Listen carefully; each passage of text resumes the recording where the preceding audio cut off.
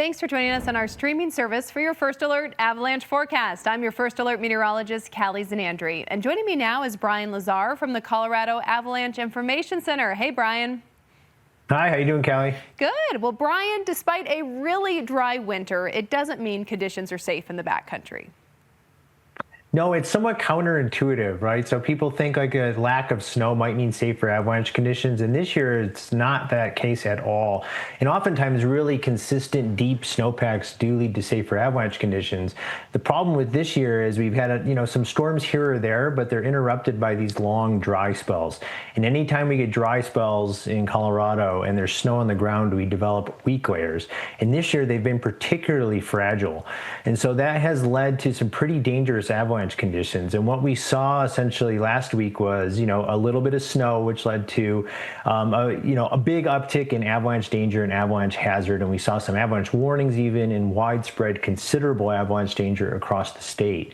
We talked about last week that weak layer that was formed during the drought in early February was going to need some time to adjust, maybe a week. Here we are a week later, and we're starting to finally see signs that weak layer is slowly, ever so slowly gaining some strength. And so you can see a lot of that orange has disappeared from the map. We have widespread moderate avalanche danger across the state, but we remain in considerable avalanche danger in this area from right around Aspen, northwest through Summit County, including the southern front range around Loveland and Berthoud passes. And the reason is reflected right here. This is a map of avalanche activity over the last week. And you can see that area from essentially Summit County, from Breckenridge and the 10-mile range through Loveland, Berthoud passes has seen the most concentrated avalanche activity over the last week. And some of those are pretty impressive, which I'll show you in just a moment. What continues to drive the avalanche danger is our persistent slab avalanche problem. Those weak layers that formed have been incredibly fragile, particularly the one that we just buried in early February. And that's encompassing quite a bit of terrain. It's all slopes on the north and east side of the compass, essentially. And then the likelihood slider bar here is what's going to vary. And if you're in areas where we see considerable avalanche danger, it means triggering these avalanches are going to be likely. They're going to be easy for people to do on these suspect slopes. If you're in moderate avalanche danger, it just means that the likelihood, the chances of you triggering an avalanche have gone down. We're not seeing nearly as many signs of collapsing, cracking, shooting cracks, things that Mother Nature often gives us as obvious signs of instability. Those are waning in many places in the state, which means that these avalanches are less in your face, but they do remain possible to trigger. What has not changed, and what it doesn't really change depending on where you're going in the state, is the resulting size or consequences of these avalanche, which are now running anywhere from large to very large. And just to remind our listeners that large avalanches are big enough to bury, injure, or kill a person. Very large avalanches are big enough to kind of knock a car off the road. They're large enough to break trees, and these types of avalanches become very hard to survive. And so you can see the distribution of our persistent slab avalanche problem very closely matches our avalanche activity. So here's our avalanche activity over the last week across the state, and I highlighted here in red our most active aspects. So you can see it's northwest, and then all of our easterly facing slopes at all elevations essentially. And that's why we are warning people of cautious terrain travel, really conservative terrain choices on anything facing north or east as we move in and around avalanche terrain. Again, we have to point out that we are still warning of remote triggered avalanches. And so these are avalanches that are triggered from a distance. Here's a really good example of a snowmobiler up near Jones Pass, which triggered an avalanche from this flat spot, which propagated up into the slope above them. Now, Brian, that slope doesn't look all that steep, and it looks really thin and really, really rocky. Yeah, and you bring up a really good point, because that's the other thing we want to warn people about for travel as we move in towards the weekend, is avoiding what we call trigger points. These are areas where you're more likely to trigger avalanches. And classic trigger points coincide with localized thin spots in the snowpack.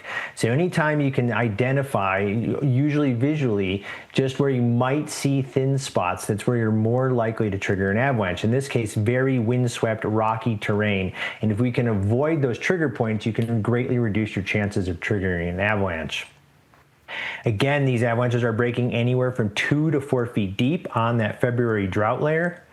And you can see some of them are breaking quite wide and really impressive. Here is an aerial shot of an avalanche on No Name Peak near Berthoud Pass. You can see just how wide this avalanche broke in some places, like on the left side of the photo, stepped down into some more deeply buried weak layers. If you look closely, you can see a track coming out of the avalanche debris.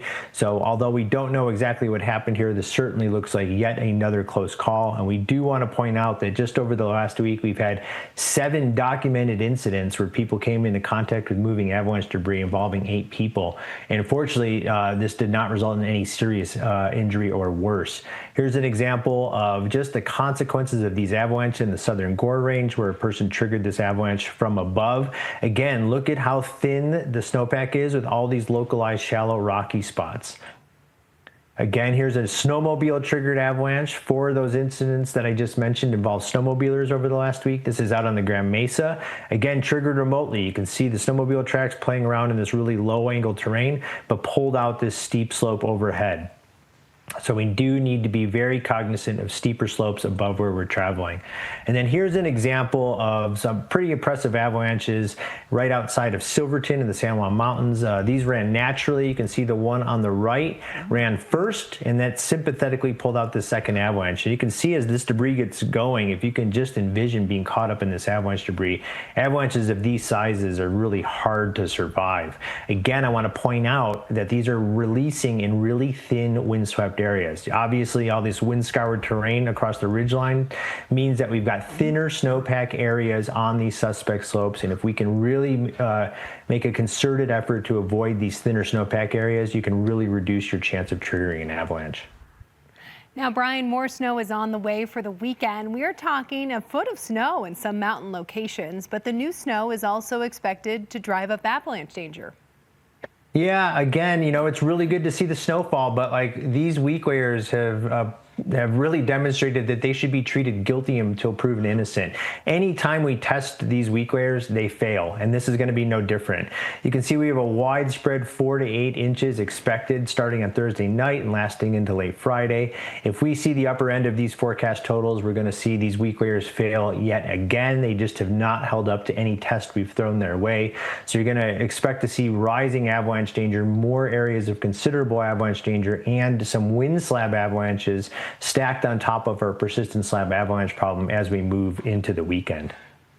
And Brian, how long do you think it'll take for this snowpack to stabilize after this next wave of snow moves through? Yeah, you know, like all these recent and fluctuating warm temperatures have allowed that weak layer to slowly gain some strength. Again, as we bury these, they're probably going to fail yet again, just like we saw last week. And we talked about several days to a week before these things heal last week. We might be on a little bit better time curve this time around, but we're looking at probably 3 to 5 days before we start to see the more dangerous avalanche conditions start to stabilize and that weak layer gain strength and adjust to the loading event that we're going to see late this week. Well, thank you so much for joining us, Brian. Thank you. We'll see you next week. Yeah, and we will see you back here next week for your First Alert Avalanche Report.